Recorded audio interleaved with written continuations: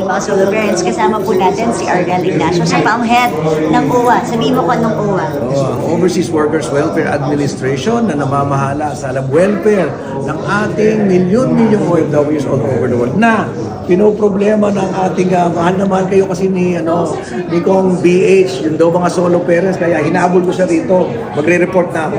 Kasi dahil di ba meron tayong mga solo parents, basta ikaw ay asawa ng isang OFW na semi-skilled or low-skilled at nag-iisa kang nag-aalaga at nagpapaaral sa anak mo dito sa Pilipinas, ikaw ay considered solo parent. Kaya nandito si Arnel, ang OWA ay magbibigay ng priority sa mga solo parents. Magbubuo na kami ng karagdagang programa aside from the scholarship.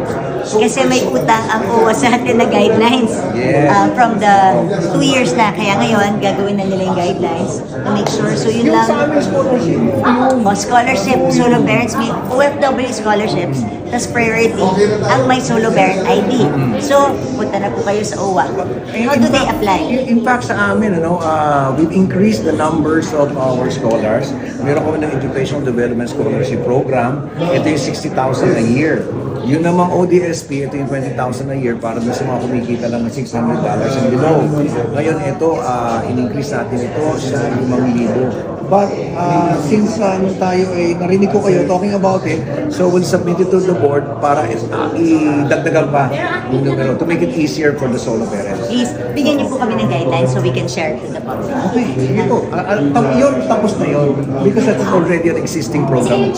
And then, yung isa pa, sa briefing sana bago umalis, yung departure, makisama sa briefing. Sa aming PIDOS, yung sa PIDOS yan, PIDOS, na they can avail of the solo parent ID kung ang kanilang asawa na may iwan dito. Kung low-skilled or semi-skilled Kasi sila. isasama namin yan sa briefing sa lahat ng mga OFW sa Lumilipan. And then kargahan na namin ng extra privilege. Yes, please. Thank you, thank you. Basta. Maraming salamat sa usual support. Thank you.